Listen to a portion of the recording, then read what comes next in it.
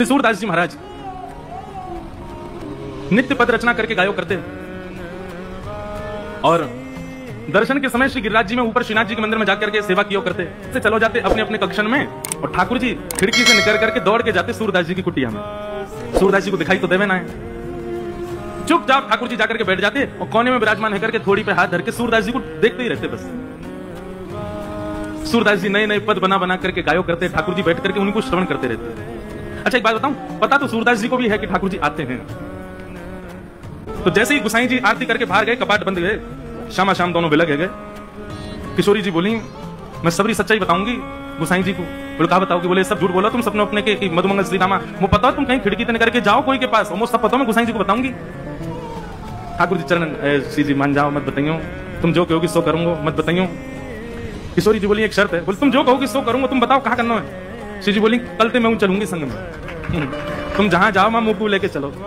ठाकुर जी बोले जे ना है सके। बोले चो ना है सके। बोले हाँ बड़ी बड़ी करुणामयी है, बड़ी दयालु है, मैं तो जाऊं बा बेचारे लोग भक्तन से मिल मिला के आ जाऊं, उनके बेचारे इनके दिन दुखन को देख करके सब कुछ दे दोगी उन्हें, या हमारे मैं आपको अकेले छोड़ के जाऊं यहीं पे, आप मत चलियो। श्री जी बोली तो ठीक है मैं गुसाई जी को बता रही हूँ।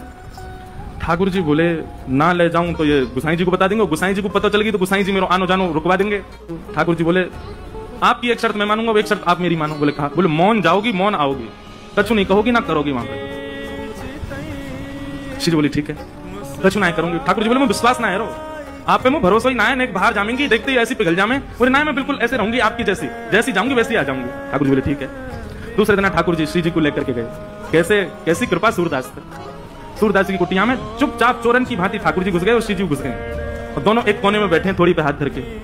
और ठाकुर जी हाथ पांव जोड़ रहे, रोइयो मत, भावुक मत होइयो, जो कछु गावे हो तुम नेक में ऐसी है जाओगी, चुप रहो ना, मैं बैठ नहीं सुन नहीं हूं। बस सूरदास जी ने गानों प्रारंभ किए और जैसे ही गानों प्रारंभ किया आहा श्री जी के तो भाव नित्य सजल है गए। ठाकुर जी तो कह रही हैं जाकू नेत्र दे दो। ठाकुर जी बोले मैंने मना करी ना, ये सब ना होगा, ये सब ना करना। अच्छा अच्छा ठीक है कोई बात ना, गान दो। श्री जी समझ गए जे तो कृपा करेंगे ना, मोइए कछु करना पड़ेगा। सूरदास जी अपने भाव गा करके और तुरंत अपनी लठिया दौड़ करके उठ करके खड़े हो गए और अपनी कुटिया से बाहर जाने लगे। ठाकुर जी बोले चलो श्री जी अब समय है गया, हम भी मंदिर चलें, गुसाई जी अभी कपाट खोल देंगे, आरती होगी, व्यवस्थित रहना पड़ेगा। श्री जी बोली अभी तो समय है, ये सूरदास बेचारो अकेलो जा रहा है आगे आगे, या कि पीछे पीछे चल के देखो तो सही जाएगा कहाँ। ठाकुर जी बोले मैं तुम तो पहले ही मना करो, ये सब मत करियो। श्री जी बोली अब नेक देर की बात हो रही है, चल दो या के संग। सूरदास जी आगे आगे चल रहे हैं, पीछे शामा शाम दोनों निहारते हुए चल रहे हैं। तभी एक बहुत गहरा गड्ढा आया सामने।